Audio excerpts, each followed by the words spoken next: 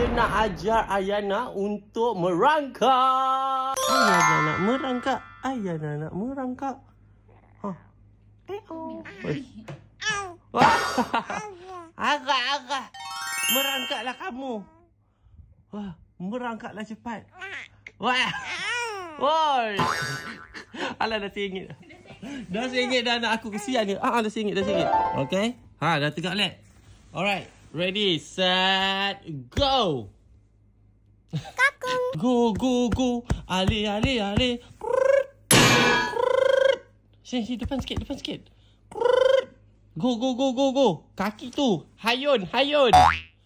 Aduh. Macam mana ni nak merangkak? Yeah. Ayana dah merangkak. Sikit-sikit boleh lah. Okay, lepas ni boleh terbang terus. Sudah anda belajar merangkak, saya komen. Cakap. Komen.